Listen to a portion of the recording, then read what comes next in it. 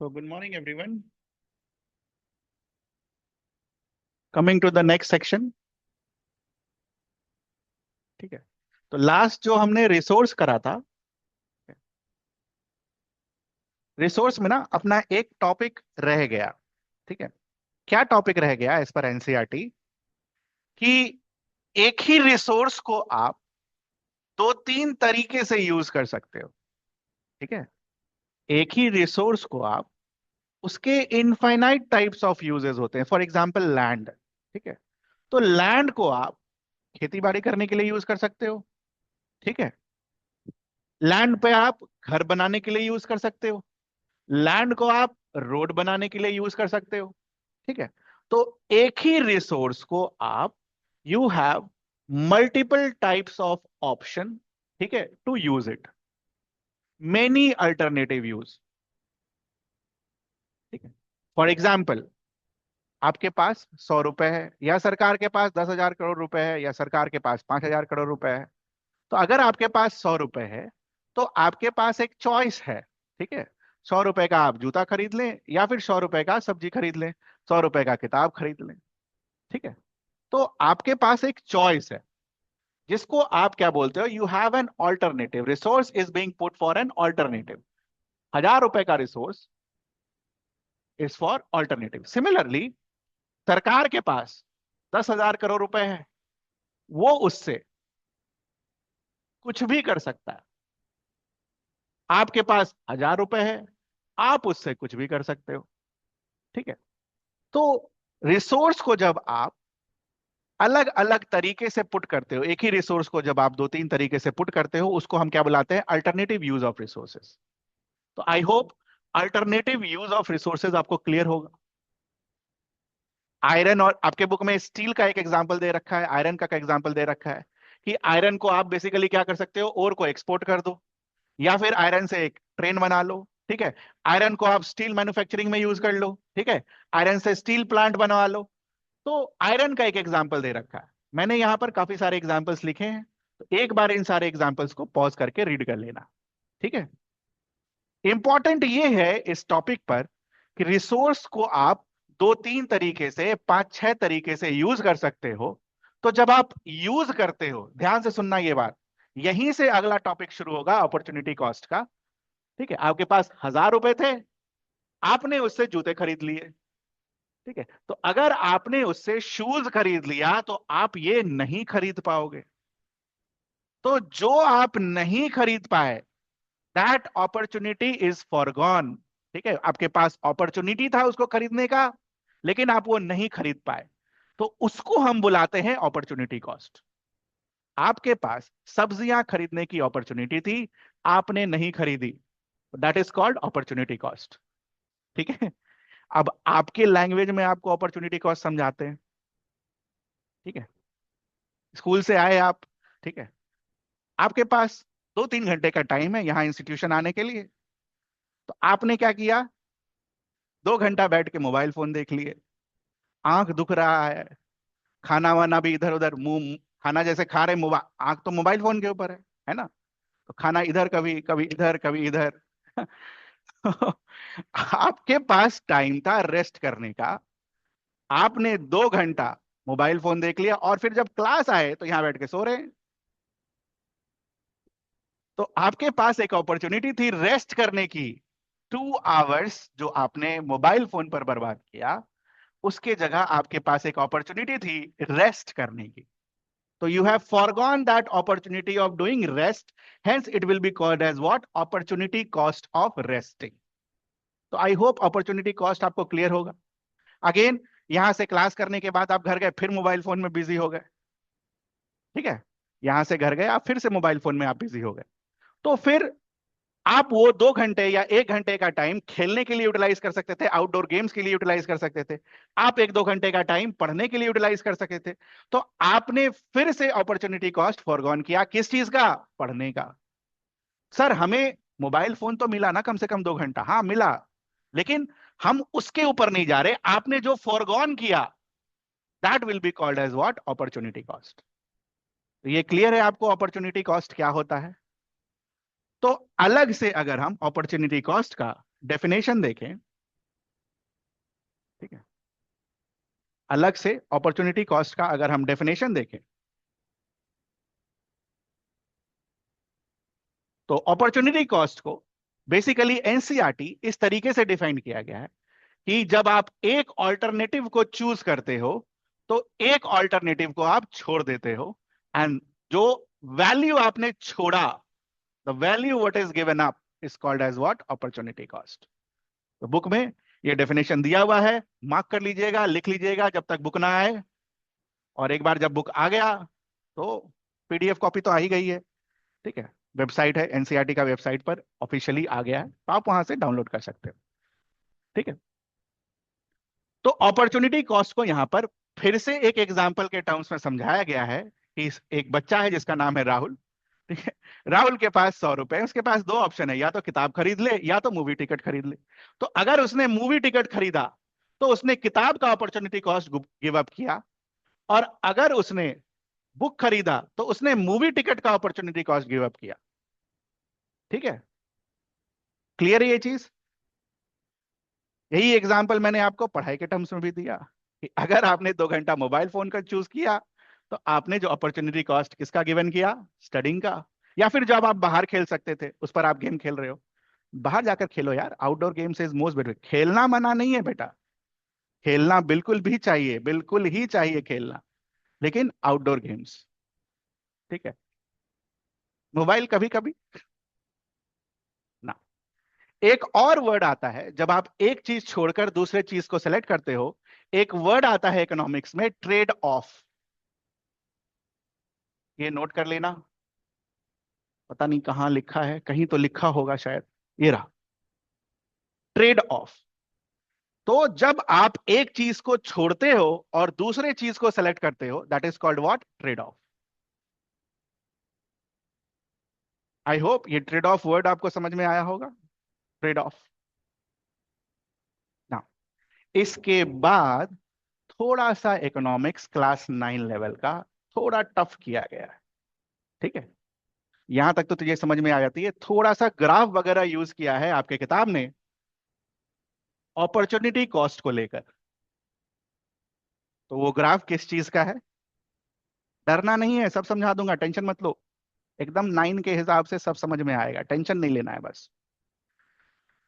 तो आपको यह समझाया गया है यहां पर कि एक भारी भरकम वर्ड है आपके बुक में, क्या है उस भारी भरकम वर्ड का नाम? Production possibility curve, PPC, production possibility curve, PPC, ठीक है।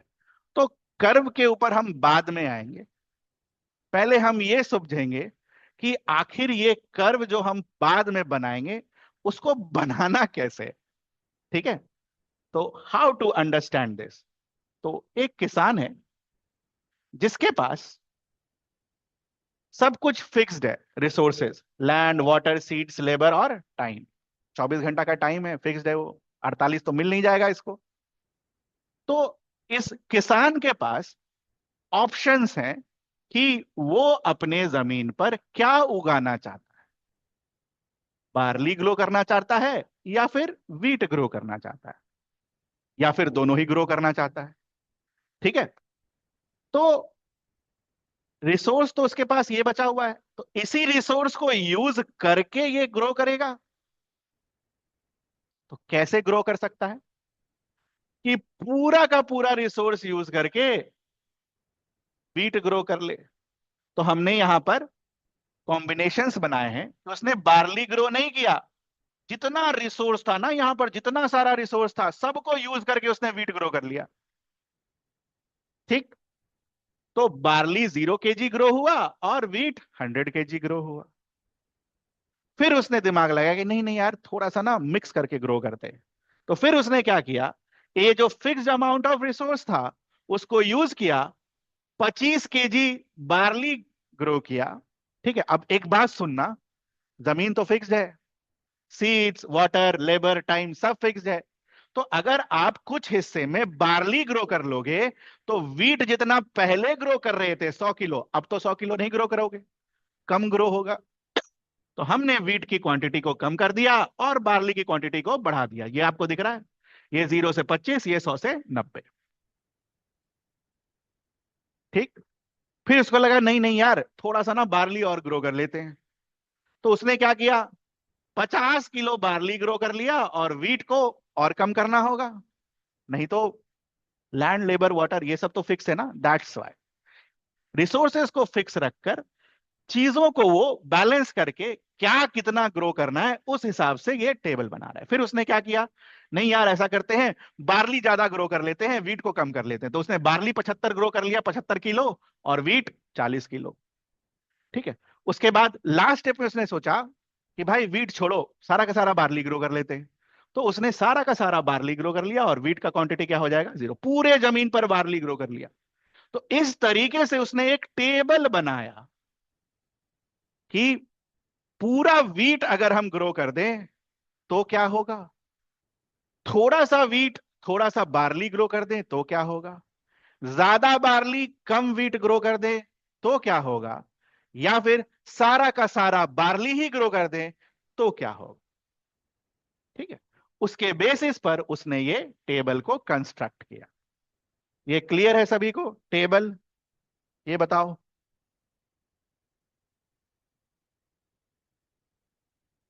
टेबल क्लियर है। ये टेबल, ये 100, 0, 25, 90 क्या लिखा हुआ है, ये क्लियर है आप सबको। तो फिर आगे इस टेबल के हिसाब से उसने क्या किया, जैसा कि हमने मैथ्स पढ़ते हैं, मैथ्स पर एक एक्सिस क्या होता है बेटा, इसको वाई एक्सिस बुलाते हैं, इसको एक्स एक्सिस बुलाते हैं, और पूरे को क्या बुलाते हैं, कोऑर्डिनेट सिस्टम। तो उसने क्या किया, वीट को वाई एक्सिस पर रखा, और बार्ली को एक्स एक्सिस पर रखा। ठीक है। तो वीट को अगर वाई एक्सिस पर रखा है, बार्ली को एक्स एक्सिस पर रखा है, तो ये कोऑर्डिनेट क्या देगा आपको, 0, 100। तो 0, 100 कहां प्लॉट होगा बेटा, उसके बाद 25, 90। 25, 90 यहां पर, थोड़ा मैथ्स लगाना है। 50, 70, 50, 70 यहां पर। उसके बाद 75, 40, 75, 40 यहां पर। और फिर 100, 0, 100, 0 यहां। तो उसने ये ग्राफ, है ना, ये पॉइंट्स यहां पर प्लॉट कर लिए, और इन पॉइंट्स को स्मूथ लाइन से मिला दिया। तो ये जो लाइन मिला, ये line, this is called production possibility curve. अब बात यह है, कर्व तो दिख ही रहा होगा हमें, कर्व तो पढ़ाने की जरूरत नहीं है। बात है उसके अलावा जो दो वर्ड्स लिखे हुए हैं, प्रोडक्शन पॉसिबिलिटी। तो आपको नहीं लगता है कि किसान ने यहां पॉसिबिलिटी ही लिख रखी है, कि भाई अगर हम 0 बार्ली ग्रो करेंगे तो कितना केजी मिलेगा वीट, और अगर हम 50 बार्ली ग्रो करेंगे तो कितना किलो वीट मिलेगा। तो प्रोडक्शन पॉसिबिलिटी कर्व, प्रोडक्शन किया नहीं है उसने, पॉसिबल केसेस बनाए हैं यार, कि 0 केजी वीट पर क्या आएगा, और 0 केजी बार्ली पर कितना वीट हम ग्रो कर सकते हैं। That's why unit is also written as in kgs. ठीक। तो प्लॉटिंग हो गई हमारी, ऐसे बनता है। प्रोडक्शन पॉसिबिलिटी का क्या मतलब होता है वो, कर्व का क्या मतलब होता है वो। अब बात आती है कि इसका और अपॉर्चुनिटी कॉस्ट का क्या लेना देना है, इसका, प्रोडक्शन पॉसिबिलिटी कर्व का, और अपॉर्चुनिटी कॉस्ट का क्या लेना देना है। तो एकदम बढ़िया लेना देना है। यहां देखो, जब उसने 0 केजी बार्ली ग्रो किया तो उसने किसका अपॉर्चुनिटी छोड़ा, बार्ली ग्रो करने का अपॉर्चुनिटी छोड़ा। जब उसने 25 किलो बार्ली ग्रो किया यहां पर, तो उसने वो 100 केजी वीट ग्रो कर सकता था, 100 किलो वीट ग्रो कर सकता था, लेकिन कितना किया, 90 किया, मतलब 10 किलो वीट का अपॉर्चुनिटी कॉस्ट ही लॉस्ट। ये समझ में आता है आपको, वो 100 कर सकता था बट 90 ही किया, तो 10 किलो वीट का अपॉर्चुनिटी कॉस्ट चला गया। सिमिलरली अगर मान लो उसने 75 बार्ली ग्रो किया होता, 40 वीट होता तो 100 कर सकता था, कितना किया? 40। तो 60 का ट्रेड ऑफ। 60 वीट कम ग्रो करके उसने 75 बार्ली ग्रो किया। तो 60 केजी जो उसने कम वीट ग्रो किया, 100 कर सकता था, 40 किया, 60 जो कम किया, that is called as what? Opportunity cost. Opportunity cost of 60 kg of wheat. समझ आया? ठीक है। तो ये चीज आपको आपके किताब ने समझाई है, सारे कॉम्बिनेशंस को प्लॉट करिए। ठीक है। और फाइनली किताब आपको ये बोलने की कोशिश किया गया है कि इन सारे कॉम्बिनेशंस में से, इन सारे कॉम्बिनेशंस में से कौन सा कॉम्बिनेशन बढ़िया होगा? इस कर्व पर जो पॉइंट लाई करेगा वो कॉम्बिनेशन बढ़िया होगा। मतलब आप चाहो तो कल को ये कॉम्बिनेशन ले सकते हो, ये कॉम्बिनेशन ले सकते हो, ये कॉम्बिनेशन ले सकते हो। फॉर एग्जाम्पल, अगर मान लीजिए आपने 80 लिया, ठीक है, 80, तो 80 के करस्पॉन्डिंग आप वीट का कॉम्बिनेशन जो इस पॉइंट पर आएगा, इधर जो आएगा, वो आप कंसिडर कर सकते हो ग्रो करने के लिए। इस पॉइंट पर, इस लाइन पर जो लाई करेगा, इस लाइन के अंदर अगर आपने कोई पॉइंट उठा लिया तो वो आपको एफिशिएंट डिस्ट्रीब्यूशन नहीं देगा। ठीक है। अंदर पॉइंट उठाने का यह मतलब है कि आपने रिसोर्स को फुली यूटिलाइज नहीं किया। तो किताब आपको प्रोडक्शन पॉसिबिलिटी कर्व से यह समझाने की कोशिश करता है कि आप वो कॉम्बिनेशन उठाओ जो इस कर्व पर लाई करे। कोई सा भी उठा सकते हो, कोई सा भी उठा सकते हो, that is equally good. But आप वो उठाना जो इस कर्व पर लाई करे। अगर आप अंदर के पॉइंट्स उठा रहे हो, से फॉर एग्जांपल कोई उठा लिया 40,40, है ना, 40 किलो बार्ली और 40 किलो वीट, तो वो फायदा नहीं होगा उसके लिए, क्योंकि वो कर्व के अंदर लाई कर रहा है। इसका मतलब आपने कुछ रिसोर्सेज यूटिलाइज नहीं किए हैं। तो प्रोडक्शन पॉसिबिलिटी कर्व आपको मैक्सिमम रिसोर्स यूटिलाइजेशन की तरफ ले जाता है। ठीक है। सर अगर कोई पॉइंट बाहर लेना हो तो 60,100, तो 60,100 का यह मतलब हो गया कि उतना रिसोर्स ही नहीं है आपके पास। समझ रहे हो? इस लाइन के उधर वाला पॉइंट आपको क्या बोलेगा कि आपके पास उतना रिसोर्स ही नहीं है, तो आप ग्रो ही नहीं कर सकते। इस लाइन के इधर वाला पॉइंट कि आपके पास रिसोर्स है बट आप उसको कम यूज कर रहे हो। और इस लाइन पर you are utilising the resources at optimum level.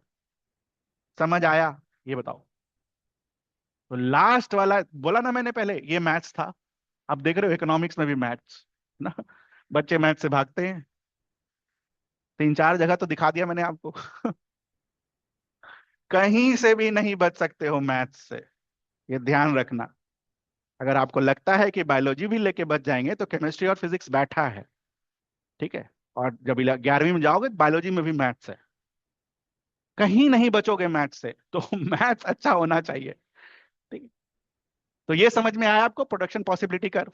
कहने का ये मतलब है, ध्यान ये रखना, कि इस लाइन पर अगर आप कोई सा भी कोऑर्डिनेट लो, वो आपको क्या देगा? आपके पास जो फिक्स्ड रिसोर्सेस है उसका ऑप्टिमम यूटिलाइजेशन, मतलब मैक्सिमम प्रोडक्टिविटी आप निकाल पाओगे। इस लाइन के अंदर अगर आप हो तो ये रिसोर्स इज अंडर यूटिलाइज्ड, जितना है उतना यूटिलाइज नहीं कर पा रहे हो आप। जैसे मैं आपका एग्जांपल दूं, आपके लोगों के अंदर, सभी लोगों के अंदर पूरी पॉसिबिलिटी है बढ़िया नंबर लाने की, बट आप करते नहीं हो, है ना? हाँ बिल्कुल। यहां का मतलब रिसोर्स नॉट अवेलेबल, उतना है ही नहीं आपके पास, तो आप वो प्रोडक्शन कर ही नहीं पाओगे। तो ये चीज है प्रोडक्शन पॉसिबिलिटी कर्व में। आई होप आपको समझ में आया होगा। वीडियो को 2 मिनट पॉज करना, जो भी चीजें लिखी हुई हैं पहले इसको पढ़ना, फिर इसको पढ़ना, फिर इसको पढ़ना। सर ये छोड़ सकते हो, ये 11 वाला है, ये रह ठीक। फिर इसको पढ़ना ये पूरा, और फिर लास्ट में ये 2 मिनट पॉज करके रीड करना है। एक बार रीड करना है, लिखने की जरूरत नहीं है, ये सारी चीजें समझने की जरूरत है। बुक जब आएगा तो अंडरलाइन करवा दिया जाएगा। प्रोडक्शन पॉसिबिलिटी करो। ऐसा लाइन जो नहीं समझ में आया हो बेटा, ये बताओ।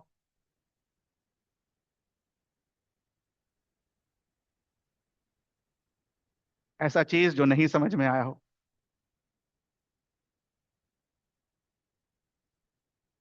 तो आपने टेस्ट का शेड्यूल देख लिया होगा। ठीक है। इकोनॉमिक्स के टेस्ट का शेड्यूल देख लिया होगा। जैसे ही ये चैप्टर खत्म होगा वैसे ही आपका ये टेस्ट होगा। ठीक है, तो आके टेस्ट लिख लेना, अच्छा होगा आपके लिए। और जैसा कि मैं पहले बोल रहा हूँ, एसएसटी को हल्के में मत लेना। हो सकता है क्लास 10 में क्लास 9 वाली चीजें आपसे पूछी जाए। ठीक है। जिस हिसाब से चीजें बदल रही हैं, क्लास 10 में भी नया किताब आएगा, जब आएगा तब देखा जाएगा। अभी तो खैर पुराना वाला ही है। ठीक है बच्चा, चलो इतना काफी है, पढ़ो इतना।